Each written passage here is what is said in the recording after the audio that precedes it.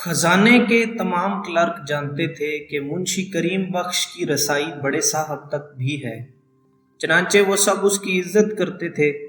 ہر مہینے پینشن کے کاغذ بھرنے اور روپیہ لینے کے لیے جب وہ خزانے میں آتا تو اس کا کام اسی وجہ سے جلدی جلدی کر دیا جاتا تھا۔ 50 روپے اس کو اپنی 30 سالہ خدمت کے عوض ہر مہینے سرکار کی طرف سے ملتے تھے۔ ہر مہینے 10 کے 5 نوٹ وہ اپنے خفیف طور پر کانپتے ہوئے ہاتھوں سے پکڑتا اور اپنے پرانے وضع کے لمبے کوٹ کی اندرونی جیب میں رکھ لیتا۔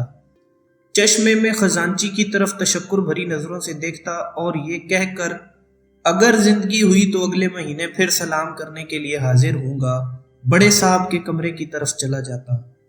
8 برس سے اس کا یہی دستور تھا۔ خزانے کے قریب قریب ہر کلرک کو معلوم تھا کہ منشی کریم بخش جو مطالبات خفیہ کی کچہری میں کبھی محافظ دفتر ہوا کرتا تھا، بے حد وفادار، شریف الطبع اور حلیم آدمی ہے۔ منشی کریم بخش واقعی ان صفات کا مالک تھا۔ کچہری میں اپنی طویل ملازمت کے دوران میں افسران بالا نے ہمیشہ اس کی تعریف کی ہے۔ بعض منصفوں کو تو منشی کریم بخش سے محبت ہو گئی تھی، اس کے خلوص کا ہر شخص قائل تھا۔ اس وقت منشی کریم بخش کی عمر 65 سے کچھ اوپر تھی۔ بڑھاپے میں آدمی عموماً کم گو اور حلیم ہو جاتا ہے، مگر وہ جوانی میں بھی ایسی ہی طبیعت کا مالک تھا۔ دوسروں کی خدمت کرنے کا شوق اس عمر میں بھی ویسے کا ویسا ہی قائم تھا۔ خزانے کا بڑا افسر منشی کریم بخش کے ایک مربی اور مہربان جج کا لڑکا تھا۔ جج صاحب کی وفات پر اسے بہت صدمہ ہوا تھا۔ اب وہ ہر مہینے ان کے لڑکے کو سلام کرنے کی غرض سے ضرور ملتا تھا۔ اس سے اسے بہت تسکین ہوتی تھی۔ منشی کریم بخش انہیں چھوٹے جج صاحب کہا کرتا تھا۔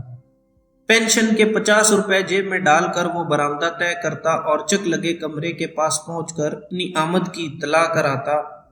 چھوٹے جج صاحب اس کو زیادہ دیر تک باہر کھڑا نہ رکھتے، فوراً اندر بلا لیتے اور سب کام چھوڑ کر اس سے باتیں شروع کر دیتے۔ تشریف رکھیے منشی صاحب، فرمائیے مزاج کیسا ہے؟ اللہ کا لاکھ لاکھ شکر ہے، آپ کی دعا سے بڑے مزے میں گزر رہی ہے۔ میرے لائق کوئی خدمت؟ آپ مجھے کیوں شرمندہ کرتے ہیں؟ میرے لائق کوئی خدمت ہو تو فرمائیے۔ خدمت گزاری تو بندے کا کام ہے، آپ کی بڑی نوازش ہے۔ اس قسم کی رسمی گفتگو کے بعد منشی کریم جج صاحب کی مہربانیوں کا ذکر چھیڑ دیتا، ان کے بلند کردار کی وضاحت بڑے فدویانہ انداز میں کرتا اور بار بار کہتا، اللہ بخشے مرحوم فرشتہ خصلت انسان تھے، خدا ان کو کروٹ کروٹ جنت نصیب کرے۔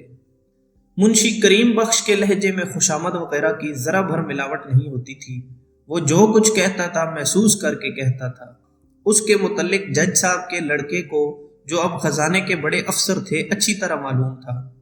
یہی وجہ ہے کہ وہ اس کو عزت کے ساتھ اپنے پاس بٹھاتے تھے اور دیر تک ادھر ادھر کی باتیں کرتے رہتے تھے۔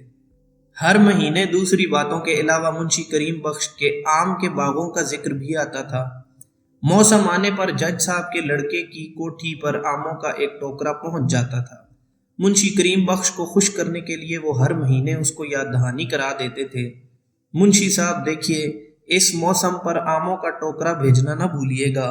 پچھلی بار آپ نے جو آم بھیجے تھے اس میں تو صرف 2 میرے حصے میں آئے تھے، کبھی یہ 3 ہو جاتے، کبھی 4 اور کبھی صرف 1 رہ جاتا تھا۔ منشی کریم بخش یہ سن کر بہت خوش ہوتا تھا۔ حضور ایسا کبھی ہو سکتا ہے؟ جو ہی فصل تیار ہوئی فوراً ہی آپ کی خدمت میں ٹوکرا لے کر حاضر ہو جاؤں گا۔ 2 کہیے 2 حاضر کر دوں۔ یہ باغ کس کے ہیں؟ آپ ہی کے تو ہیں۔ کبھی کبھی چھوٹے جج صاحب پوچھ لیا کرتے تھے، منشی جی آپ کے باغ کہاں ہیں؟ دینا نگر میں حضور۔ زیادہ نہیں ہیں، صرف 2 ہیں۔ اس میں سے 1 تو میں نے اپنے چھوٹے بھائی کو دے رکھا ہے، جو ان دونوں کا انتظام وغیرہ کرتا ہے۔ مئی کی پینشن لینے کے لیے منشی کریم بخش جون کی 2 تاریخ کو خزانے گیا۔ 10 کے 5 نوٹ اپنے خفیف طور پر کانپتے ہوئے ہاتھوں سے کوٹ کی اندرونی جیب میں رکھ کر اس نے چھوٹے جج صاحب کے کمرے کا رخ کیا۔ حسب معمول ان دونوں میں وہی رسمی باتیں ہوئیں۔ آخر میں آموں کا ذکر بھی آیا، جس پر منشی کریم بخش نے کہا، دینا نگر سے چٹھی آئی ہے کہ ابھی آموں کے منہ پر چیپ نہیں آیا۔ جو ہی چیپ آ گیا اور فصل پک کر تیار ہو گئی، میں فوراً پہلا ٹوکرا لے کر آپ کی خدمت میں حاضر ہو جاؤں گا۔ چھوٹے جج صاحب، اس دفعہ ایسے تحفے عام ہوں گے کہ آپ کی طبیعت خوش ہو جائے گی۔ ملائی اور شہد کے گھونٹ نہ ہوئے تو میرا ذمہ۔ میں نے لکھ دیا ہے کہ چھوٹے جج صاحب کے لیے ایک ٹوکرا خاص طور پر بھروا دیا جائے اور سواری گاڑی سے بھیجا جائے تاکہ جلدی اور احتیاط سے پہنچے۔ 10-15 روز آپ کو اور انتظار کرنا پڑے گا۔ چھوٹے جج صاحب نے شکریہ ادا کیا۔ منشی کریم بخش نے اپنی چھتری اٹھائی اور خوش خوش گھر واپس آ گیا۔ گھر میں اس کی بیوی اور بڑی لڑکی تھی، بیاہ کے دوسرے سال جس کا خاوند مر گیا تھا۔ منشی کریم بخش کی اور کوئی اولاد نہیں تھی، مگر اس مختصر سے کنبے کے باوجود 50 روپوں میں اس کا گزر بہت ہی مشکل سے ہوتا تھا۔ اسی تنگی کے باعث اس کی بیوی کے تمام زیور ان 8 برسوں میں آہستہ آہستہ بک گئے تھے۔ منشی کریم بخش فضول خرچ نہیں تھا۔ اس کی بیوی اور وہ بڑے کفایت شعار تھے، مگر اس کفایت شعاری کے باوصف تنخواہ میں سے 1 پیسہ بھی ان کے پاس نہ بچتا تھا۔ اس کی وجہ صرف یہ تھی کہ منشی کریم بخش چند آدمیوں کی خدمت کرنے میں بے حد مسرت محسوس کرتا تھا، ان چند خاص الخاص آدمیوں کی خدمت گزاری میں جن سے اسے دلی عقیدت تھی۔ ان خاص آدمیوں میں سے ایک تو جج صاحب کے لڑکے تھے، دوسرے ایک اور افسر تھے جو ریٹائر ہو کر اپنی زندگی کا بقایا حصہ ایک بہت بڑی کوٹھی میں گزار رہے تھے۔ ان سے منشی کریم بخش کی ملاقات ہر روز صبح سویرے کمپنی باغ میں ہوتی تھی۔ باغ کی سیر کے دوران میں منشی کریم بخش ان سے ہر روز پچھلے دن کی خبریں سنتا تھا۔ کبھی کبھی جب وہ بیتے ہوئے دنوں کے تار چھیڑ دیتا تو ڈپٹی سپرنٹینڈنٹ صاحب اپنی بہادری کے قصے سنانا شروع کر دیتے تھے کہ کس طرح انہوں نے لائل پور کے جنگلی علاقے میں ایک خوخار قاتل کو پستول خنجر دکھائے بغیر گرفتار کیا اور کس طرح ان کے روب سے ایک ڈاکو سارا مال چھوڑ کر بھاگ گیا۔ کبھی کبھی منشی کریم بخش کے آم کے باغوں کا بھی ذکر آ جاتا تھا۔ منشی صاحب کہیے اب کی دفعہ فصل کیسی رہے گی؟ پھر چلتے چلتے ڈپٹی سپرنٹینڈنٹ صاحب یہ بھی کہتے پچھلے سال آپ نے جو آم بھجوائے تھے بہت ہی اچھے تھے، بے حد لذیذ تھے۔ انشاءاللہ خدا کے حکم سے اب کی دفعہ بھی ایسے ہی آم حاضر کروں گا، ایک ہی بوٹے کے ہوں گے، ویسے ہی لذیذ، بلکہ پہلے سے کچھ بڑھ چڑھ کر ہی ہوں گے۔ اس آدمی کو بھی منشی کریم بخش ہر سال موسم پر ایک ٹوکرا بھیجتا تھا۔ کوٹھی میں ٹوکرا نوکروں کے حوالے کر کے جب وہ ڈپٹی صاحب سے ملتا اور وہ اس کا شکریہ ادا کرتے تو منشی کریم بخش نہایت انکساری سے کام لیتے ہوئے کہتا، ڈپٹی صاحب آپ کیوں مجھے شرمندہ کرتے ہیں؟ اپنے باغ ہیں، اگر ایک ٹوکرا یہاں لے آیا تو کیا ہو گیا؟ بازار سے آپ ایک چھوڑ کئی ٹوکرے منگوا سکتے ہیں۔ یہ آم چونکہ اپنے باغ کے ہیں اور باغ میں صرف ایک بوٹا ہے جس کے سب دانے گھلاوٹ، خوشبو اور مٹھاس میں ایک جیسے ہیں، اس لیے یہ چند تحفے کے طور پر لے آیا۔ آم دینے کے بعد جب وہ کوٹھی سے باہر نکلتا تو اس کے چہرے پر تمتماہٹ ہوتی تھی، ایک عجیب قسم کی روحانی تسکین اسے محسوس ہوتی تھی جو کئی دنوں تک اس کو مسرور رکھتی تھی۔ منشی کریم بخش اکہرے جسم کا آدمی تھا، بڑھاپے نے اس کے بدن کو ڈھیلا کر دیا تھا، مگر یہ ڈھیلا پن بدصورت معلوم نہیں ہوتا تھا۔ اس کے پتلے پتلے ہاتھوں کی پھولی ہوئی رگیں، سر کا خفیف سا ارتعاش اور چہرے کی گہری لکیریں اس کی متانت و سنجیدگی میں اضافہ کرتی تھیں۔ ایسا معلوم ہوتا تھا کہ بڑھاپے نے اس کو نکھار دیا ہے۔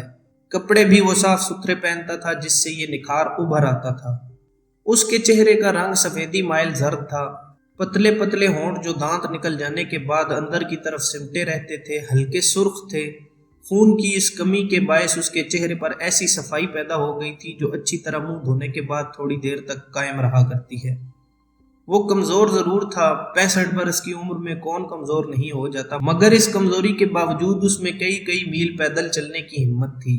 خاص طور پر جب آموں کا موسم آتا تو وہ ڈپٹی صاحب اور چھوٹے جج صاحب کو آموں کے ٹوکرے بھیجنے کے لیے اتنی دوڑ دھوپ کرتا تھا کہ 20-25 برس کے جوان آدمی بھی کیا کریں گے۔